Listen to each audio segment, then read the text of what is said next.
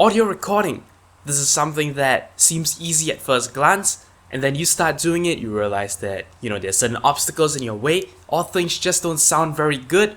Well, today, I'm gonna try and share some tips and tricks that I've gathered over the years of doing YouTube videos. Hopefully, this will make recording and editing that recording easier for you. So without further ado, let us jump into my 4 tips and tricks on audio editing.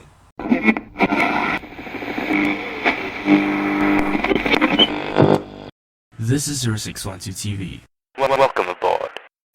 Hello YouTube, and welcome to another Random Wednesday video. Today, we're gonna take a look at 4 tips and tricks with regard to audio editing and recording. I've actually arranged these tips chronologically, so hopefully this flows kinda well, and hopefully you can relate. So without further ado, let us jump into our first tip. This happens during recording. When you're actually recording your main audio, bear in mind that you want to make this as easy to cut as possible. If the speaker is actually reasonably spontaneous or they are reading memorized lines, this becomes less of an issue because then they are just basically rattling off a whole string of whatever they're supposed to say. However, if what you're doing is like what I'm doing now, I'm basically improvising based on very short points, chances are there are times where you haven't quite gathered your thoughts and a sentence just never fully forms, or perhaps you stumble over some words. Now, that's no problem because in editing, we can get rid of those parts. However, if you actually stumble, make a mistake, there is a proper way to recover to make this editing easier. Here, take this for example. Let's say I wanted to say the quick brown fox jumps over the lazy dog. Now, let's say I made a mistake in the middle of the sentence. Imagine what would happen if I did this. The quick brown fox jumped over the lazy dog. This is going to be really difficult to edit when you actually bring it into your editor. The reason for that, of course, is when I stumble over my words, I simply carried on. Now, this of course isn't impossible to cut. However, you will probably have some difficulty finding the proper place to place the cut. The reason for that, of course, is that when you make a cut, you want it to sound natural. You don't want people to know there is a cut at that point. It's just really difficult to cut in the middle of a word and have the tone and speed and feel of the entire sentence come out right. So here's the proper way in which you should recover from the incident. The quick brown fox jumped over the lazy dog. This way, all you have to do is to get rid of the part where you actually made a mistake. My rule of thumb is this: if you're saying a sentence and you stumble it in between, go back to the beginning of the sentence or go to the nearest pause. Of course, if you're speaking a really long sentence, I would not expect you to actually go and start from scratch. You can of course pop back to the previous place where you had a pause after a comma and continue from there. Alright, let us move on to trick number 2. This particular trick involves making your cuts sound good. Now, as mentioned, I tend to ad-lib all my videos, and as a result, I have to make many cuts when editing. What do I do to actually make these cuts sound natural? Here's my strategy. Every time I place a cut, I actually move my cursor back a short way before the cut and play back the cut. But I don't actually look at the screen when I'm doing that. As a result, what I'm trying to do is I'm trying to ignore the fact that I've made a cut and I want to listen to it and make sure that it sounds like there isn't a cut. The key point, of course, is to actually do this for every single cut you made in a video. I know this might sound like a huge hassle, but it's important to do this so that the audio actually flows nicely as if there was no interruption. Now, what constitutes a good cut? Well, there isn't really any hard and fast rule for this. As long as the cut sounds natural, like a person was actually taking a pause in their speech and continuing, you'll probably be fine. As long as you don't do things like abruptly cut off the end of a word or leave very little gap between 2 sentences, in general, things will sound okay. Here's a demonstration. What I'm gonna do is I'm gonna say my quick brown fox statement, except now I'm gonna say it in 2 parts.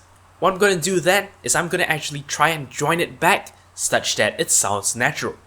Here goes. The quick brown fox jumped over the lazy dog. Now, here's a cut where the 2 phrases get too close together. It doesn't sound natural. Listen.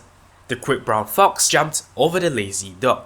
What you have to do is to put just enough spacing between the 2 phrases so that it sounds like I didn't make such a long pause.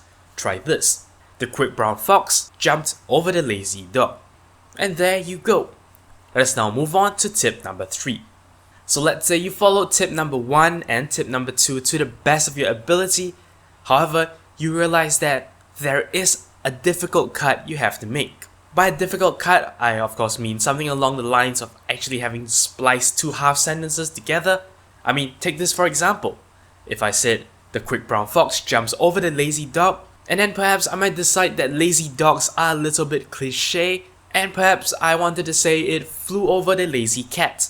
Now, let's just take these 2 samples that I just said, and we're actually going to try and splice them together. Now, what's going to happen is, basically these are 2 variants of the same message, in the sense that the tone and the pace of the 2 sentences are pretty much the same. So what I'm going to do is, I'm going to remove the it from my second statement, and I'm going to try and splice it at the end of fox. Here's the result. The quick brown fox flew over the lazy cat. So what can we see from this? In fact, it is possible to actually splice 2 half sentences together, however much that is discouraged. What you have to do is to find a point where the tone and the speed is the same. Of course, this might be a bit of an extreme example. Personally, in a practical situation, the times I find myself doing this the most often is when I say the same sentence twice in a slightly different manner. Then of course, because humans are never satisfied with what they have, I realized that I like the first half of the first statement and the second half of the second statement. To splice these 2 halves together will involve some kind of trickery like this. Most of the time, however, if you are actually saying the same set of words, what you can do is you can find the same word and cut at that point. This of course should be avoided, but in the event that you cannot avoid doing this, well, you can actually try using this method. As always, apply tip number 2, check to see that it flows nicely and it sounds natural. And now let us move on to tip number 4, our last tip of the day.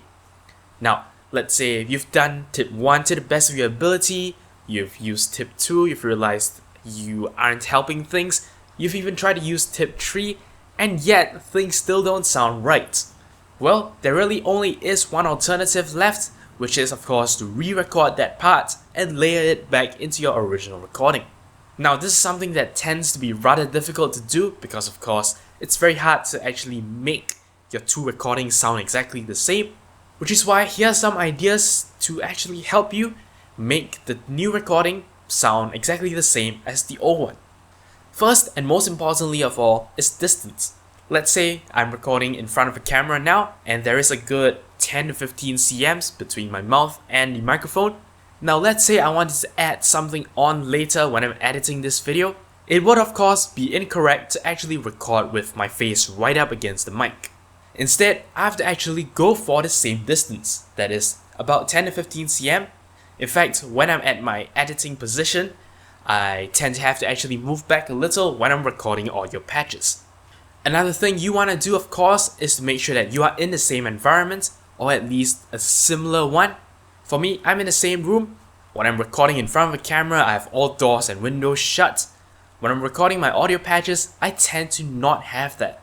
This actually creates a slightly noisier recording, and if you listen really closely to some of my past videos, you might be able to notice that. And finally, remember to process your audio in the same way.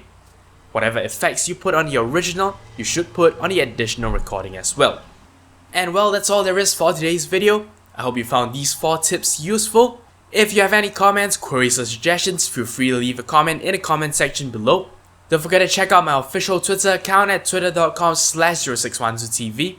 As always, I appreciate every like, favorite and subscription you give me. But until next time, you're watching 0612TV.